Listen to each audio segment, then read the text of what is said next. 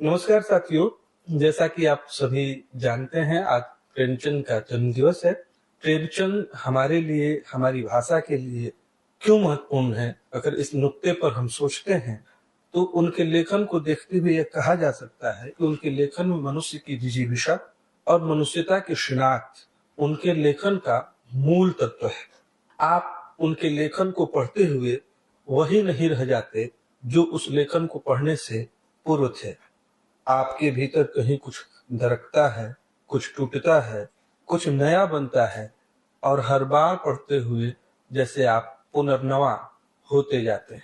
प्रेमचंद का लेखन संपूर्ण वैश्विक कथा साहित्य को देखें तो उसमें एक महत्वपूर्ण स्थान रखता है। ऐसे में आज उत्तराखंड मुक्त विश्वविद्यालय के हिंदी विभाग के 3 हमारे साथी प्रेमचंद की रचनाओं पर परिचर्चा करने के लिए मौजूद हैं। मैं हिंदी विभाग की ओर से हिंदी विभाग के समन्वयक डॉक्टर शशांक शुक्ल जी का, डॉक्टर राजेंद्र कैरा जी का और डॉक्टर पुष्पा बुधला कोटी जी का हार्दिक स्वागत कर रहा हूं। मैं हिंदी विभाग की ओर से डॉक्टर कुमार मंगलम। आज यह परिचर्चा हम लोग करेंगे, प्रेमचंद की रचनाओं पर, उनकी विशेषताओं पर हम लोग बातचीत करेंगे।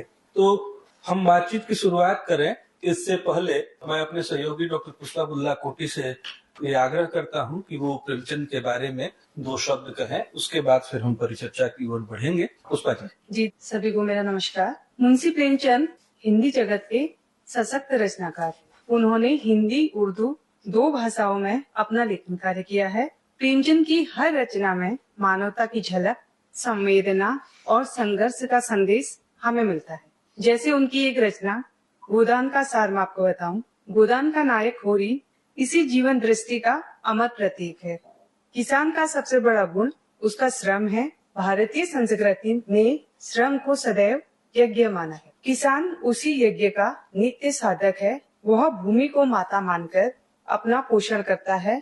वह ऋतुओं की प्रतिकूलता से संघर्ष करता है, फिर भी आशा का दामन नहीं छोड़ता। उसके जीवन में धैर्य है, सहिष्णुता है, त्याग है और परिवार के प्रति अटूट उत्तरदायित्व भी है। उसकी सबसे बड़ी शक्ति ही उसका अपना चरित्र है। प्रेमचंद होरी के माध्यम से हमें बताते हैं कि भारतीय किसान की जो वास्तविक संपत्ति है, उसकी भूमि से अधिक उसकी मानवता है। यही गुण भारतीय आत्मा के आधार स्तंभ है। धन्यवाद पुष्पा जी, आपने प्रेमचंद के गोदान पर बातचीत की और जैसा कि हम सभी जानते हैं कि प्रेमचंद के लेखन का शीर्ष गोदान है। और यही से हम सबसे पहले एक सवाल पूछना चाहते हैं डॉक्टर शशांक जी से कि आप प्रेमचंद को बड़ा उपन्यासकार मानते हैं या कहानीकार? ये प्रश्न रामविलास जी ने उठाया प्रेमचंद और उनका युग में कि मैं प्रेमचंद को उपन्यासकार के रूप में बड़ा मानता हूँ, कहानीकार की बनस्पति। हालांकि इस प्रश्न से मेरी सीधी सहमति नहीं है और साहित्य में और चूंकि वैचारिक चिंतन में तुलनात्मक रूप से हम विचार करते हैं तो इस ढंग से विचार भी किया जा सकता है।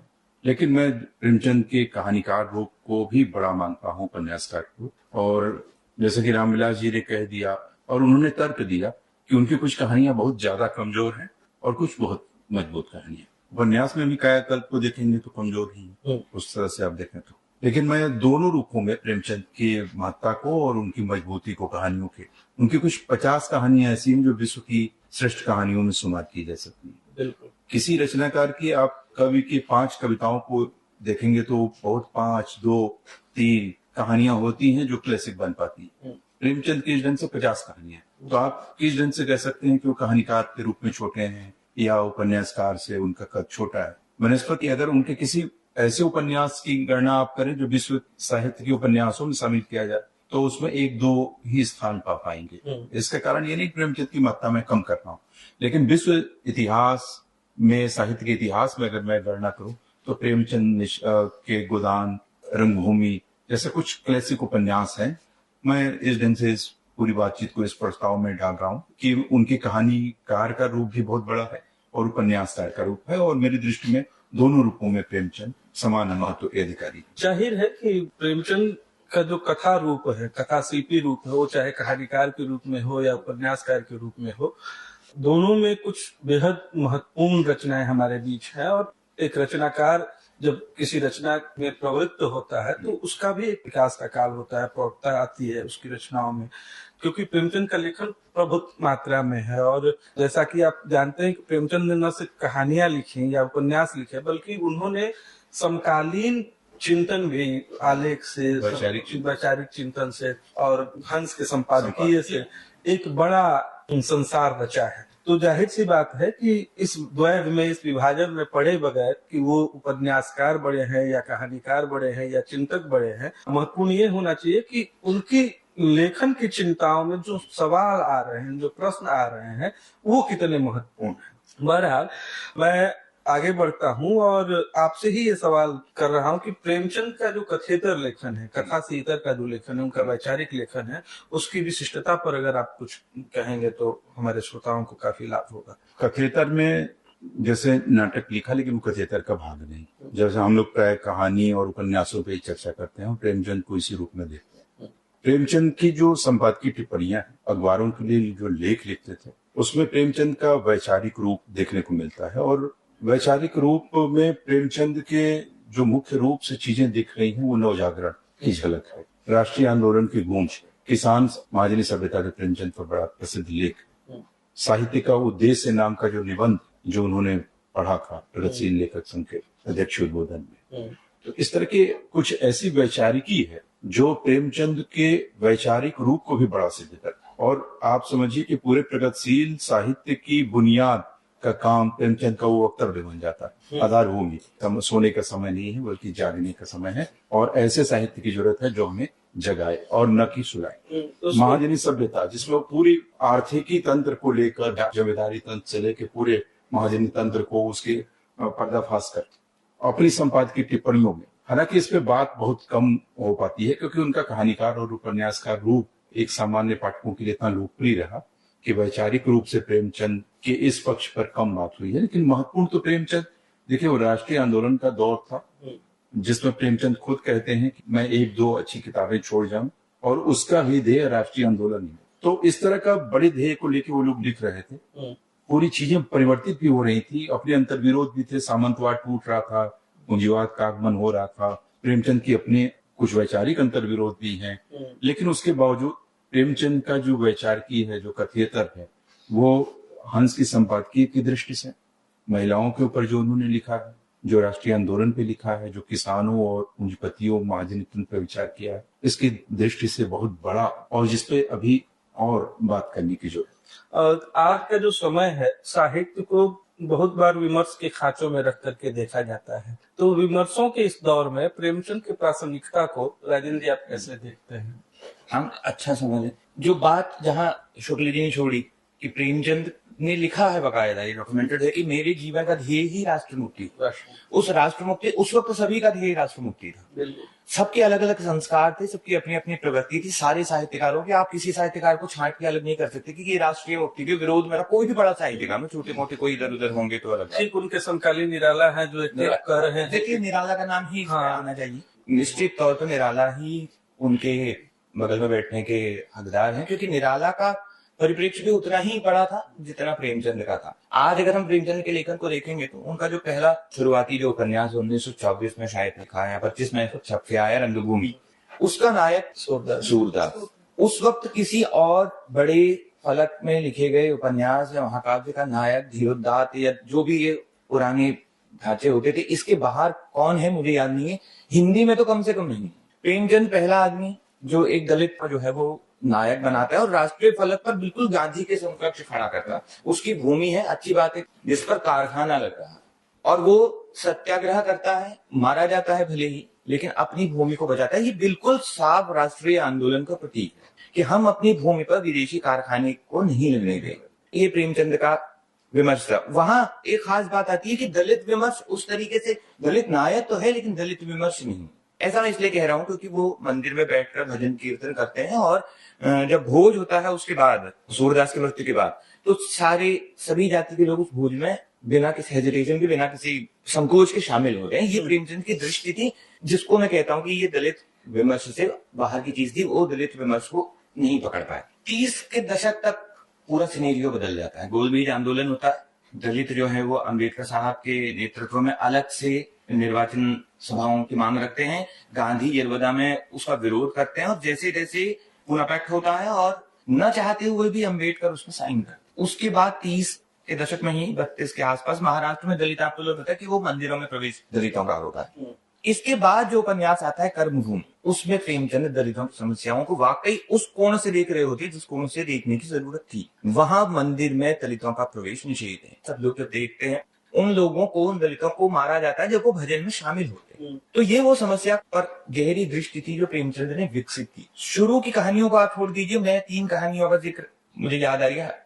एक है सदगति, शायद ही सबसे पहले 30 या 31 में प्रकाशित हुई। दूसरी कहानी है ठाकुर का कुआं, ये शायद 32 के आसपास पे। इसके बाद जो कहानी है वो है दूध का दाम, ये 34 में शायद प्रकाशित हुई। इन 3 कहानियों को आप देखिए, आपको प्रेमचंद का लगातार विकसित होता हुआ दलित मूल में दिखाई, वो तीखापन बढ़ता जाता है। दुखिया को जब वो देखता है कि लाश नोच कर खा रही है, वहां पर कहानी को खत्म करता है। इस पर अगर कोई कहानी ना पढ़ना चाहे तो सत्यजीत राय ने बहुत सुंदर फिल्म बनाई। ठाकुर का कुआं में गंगी जो है वो कैसे भी पानी नहीं ले पाती, आखिर में वही सड़ा हुआ पानी उसका पति पीता है। सबसे विचलित करने वाली कहानी है दूध का दाम, जिसकी माँ का दूध पी के ठाकुर का लड़का बड़ा होता है, उसको रोटी दिया जाता है पांव से ठोकर मारकर। मंगल उस लड़के का नाम है संभवतः। और वो प्रेमचंद लिखते हैं बहुत तीखे कि मंगल में गैरत नहीं थी, मतलब वो रोटी नहीं खाता, लेकिन मंगल रोटी खाता है। लेकिन मंगल कुत्ते से बात करता है, टॉमी से, कहता है ये दूध का दाम है, और टॉमी पूंछ हिलाता है। कुछ नहीं लिखते प्रेमचंद, उस पूंछ हिलाने में इतनी ताकत है कि सारी स्याही, सारे कलमे, सब कुछ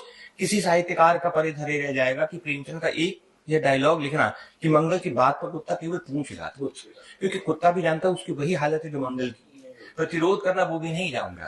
तो ये जो प्रेमचंद के साहित्य को, दलित विमर्श को लेकर जो बाद में टिप्पणियां की गई, वो टिप्पणियां अपनी जगह पर ठीक हो सकती नहीं, लेकिन प्रेमचंद जिस चीज को शुरुआत दे रहे थे, कि नायक बना रहे थे, उनके दर्द को उतनी तीखेपन के साथ रख रहे थे साहित्य में, ये प्रेमचंद की प्रासंगिकता है। बिल्कुल है। आज भी हम उसी लाइट हाउस से प्रकाश ले रहे। तो इस बात को सुनते हुए मुझे जो बहुत स्पष्ट तरीके से कफन की बात मैं करूंगा। आप देखें कि कफन के जो नायक हैं यीशु और माधव, वो निकम्मे भी हैं, लग सकते हैं, और सत्ता और व्यवस्था के मारे हुए भी हैं। लेकिन जो उनके संवादों में जो कमेंट आते हैं, एक कमेंट आता है यीशु का कि ये जो लोग दान देते हैं वो दिखावा करते हैं, किसको पता है कि जो उन्होंने दान दिया है उस स्वर्ग में उनको मिलेगा ही। ये मोटे ताजे लोग फिर ये कहते हैं कि पैसा वही लोग देंगे जिन्होंने अभी दिया है, हाँ बस वो हमें नहीं देंगे। जब वो कफन का पैसा लेकर के दारू पी जाते हैं और ये सारी चीजें, तो ये जिस इस बात को देखी ना, मैं जिस कर्मभूमि की बात कर रहा था, जब ध्यान आया उसमें अंतिम जो बात है कि आखिर में दलितों का मंदिर में प्रवेश होता है और वो पुजारी जो पहले दिन मार रहा होता है, वो प्रेमचंद लिखते हैं कि वो खुश है क्योंकि आज चढ़ावा जाता है। ये कितना शानदार व्यंग है, हाँ, बगैर किसी नारे। अब सोचिए कि जो यीशु और माधव हैं, जब वो नशे में धुत हो जाते हैं तो वो गाना जब गाते हैं, ठगनी क्यों नैना झमकावे, ये सिर्फ प्रेमचंद का और मैंने बनारस की पृष्ठभूमि से कबीर का जुड़ाव नहीं है। ये पूरी जो हमारी संवेदना है कि दलित जो विषय का संवेदना है वो कबीर के साथ ज्यादा सहज होता है मनुष्य को तुलसीदास के। और वो जो एक आम भारतीय धार्मिक चित्त की भी अभिव्यक्ति है, उस समय तक दलितों का प्रवेश नहीं है, लेकिन ऐसा नहीं कि वो धार्मिक नहीं है या इस तरह के सवालों से निरपेक्ष है। लगातार मैंने समाज के सबसे निचले तबके में भी उस धर्म की कर्मकांड का एक हिस्सा आपके साथ चलता हुआ चला आ रहा है। ठीक इसी तरीके से अगर हम याद करें, जो आप दूध की दाम की बात कर रहे हैं या यीशु माधव की, तो उससे ठीक पहले की एक कविता है सियाराम शरण गुप्त की, एक फूल की चाह। और उस कविता की भी स्थिति ये है कि एक पुत्री मर रही है और पिता चाहता है, क्योंकि उस पुत्री की अंतिम इच्छा है, उसकी ये आस्था है कि मंदिर का एक फूल मिल जाता तो वो बच जाती, स्वस्थ हो जाती, और वो जाता है अपने उसके पास और पकड़ा जाता है। तो ये सारी चीजें जो है वो उस समय के लेखन में घटित हो रही थी, और एक विकसनशील दृष्टि, एक संवेदनात्मक दृष्टि मुझे लगता है कि विकसित हो रही थी, जिसके आधार पे आज हम विमर्शों की बात करते हैं। तो कई बार मुझे लगता है कि ये हमारे विमर्शों के प्रति न्याय नहीं है, हो सकता है कि वो उस संवेदना से न कह रहे हैं, तो ये हमारे कहीं न कहीं पूर्वज है, उनको इसी अर्थ में उनकी सीमाओं के साथ देखना चाहिए। बहरहाल मैं इसको आगे बढ़ाता हूँ। प्रेमचंद के समकालीन लेखन और प्रेमचंद के लेखन को आप कैसे देखते हैं, जो उस समय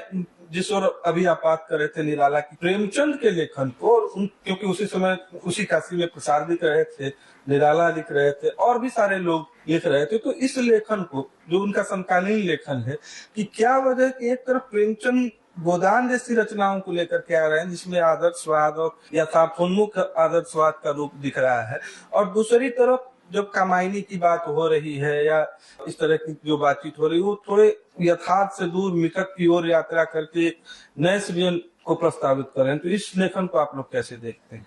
देखिए, बृहत्तर रूप में इसे प्रश्न को देखे जाने की जरूरत है। एक तो ये कि प्रेमचंद का अपना एक बड़ा फलक सोचने की दृष्टि, दूसरे इस प्रश्न को दूसरे ढंग से भी देखिए ना कि आप गद्य और पद्य, कविता और गद्य को भी देखा गया इस प्रश्न को अलग अलग ढंग से। जब प्रेमचंद बहुत यथार्थवादी रचनाएं लिख रहे थे तब छायावाद भी चल रहा था, समय एक ही है 1936-18, प्रेमचंद का जो 18 में सेवा सदन आता है हिंदी में अनुवाद होकर, तो वही छायावाद की शुरुआत हो जाती है। और प्रेमचंद इधर आदर्श था लेकिन यथार्थमुख है, आदर्शोन्मुख यथार्थवाद है, तो मुख्य रूप से तो यथार्थ ही है, भले उसकी पूरी छाया जो है उन्मुख है आदर्श।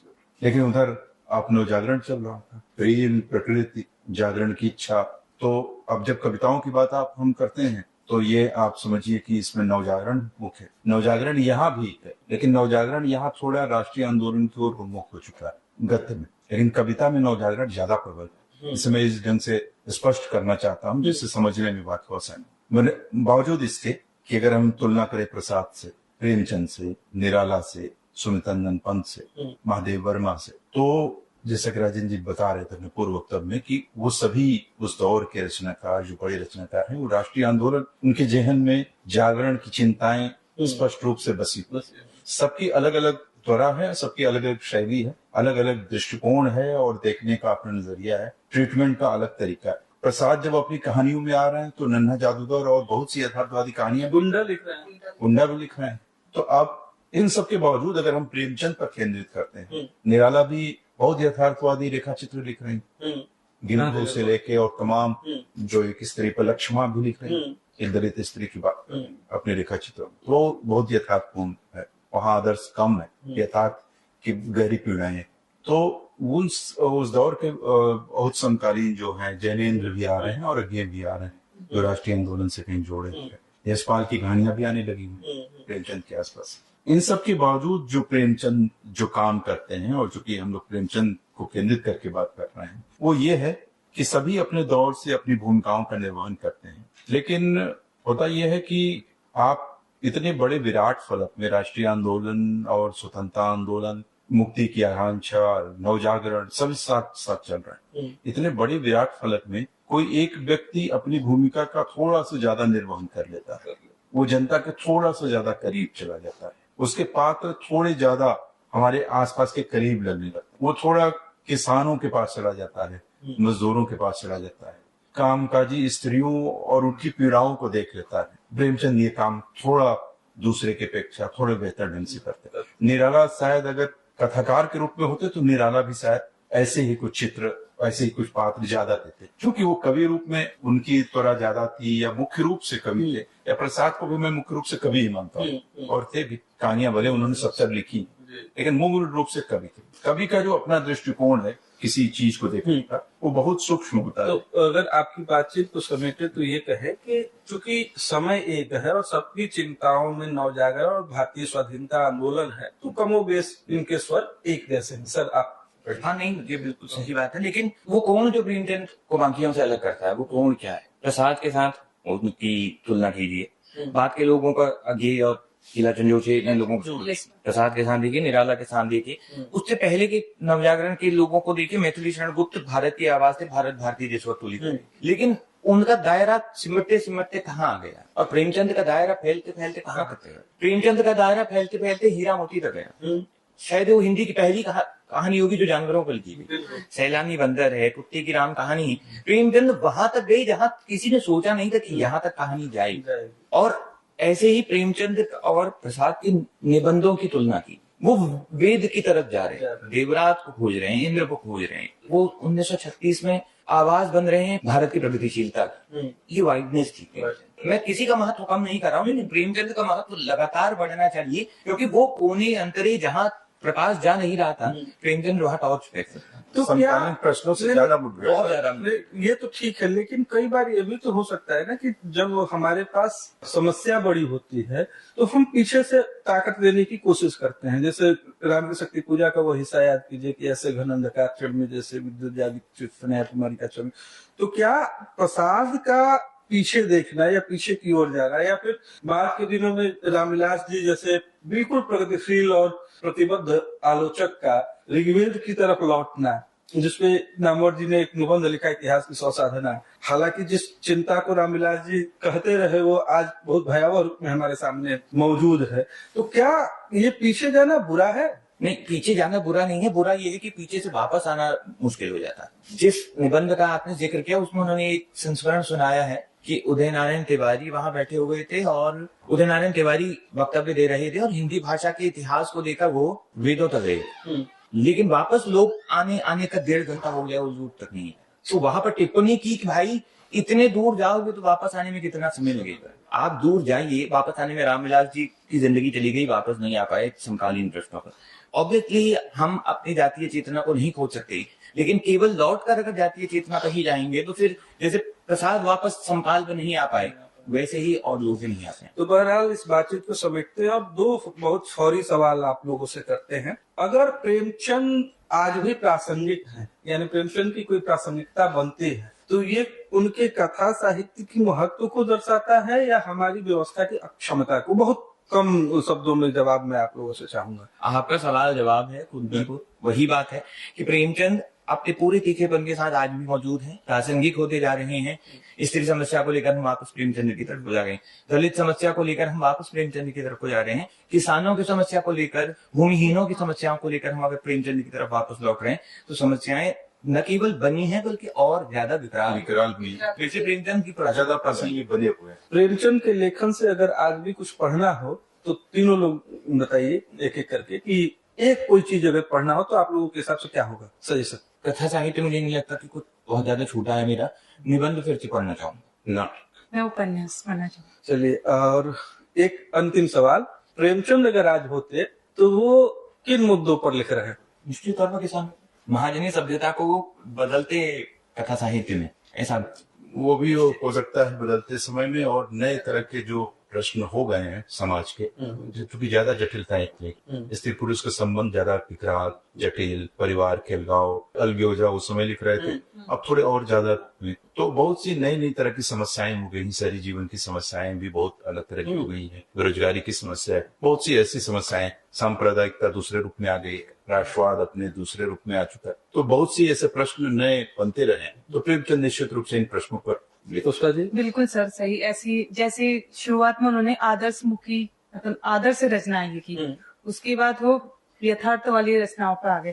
तो सर का कहना बिल्कुल ठीक है कि आज के परिवेश को देखते ही वो अपनी रचनाएं लिख रहे हो। तो मूल उस प्रेमचंद को याद करना था, उनके कथा साहित्य के महत्व को रेखांकित करना था। हम किसी निष्कर्ष पर नहीं पहुंचना चाह रहे थे, बल्कि उन प्रश्नों से गुजरना चाह रहे थे जो प्रेमचंद की लेखन को एक वैश्विक चिंता का रचनाकार बनाता है। उस ओर हम लोग इस बातचीत को लेकर के जाना चाह रहे थे। आप सबने सुना और आप सब इस परिचर्चा के लिए आए। मैं हिंदी विभाग की ओर से आप सभी का और उत्तराखंड मुक्त विश्वविद्यालय के प्रति मैं साधुवाद अपना देना चाह रहा हूँ कि आपने यह मौका हमें दिया कि हम लोग बातचीत कर सकें।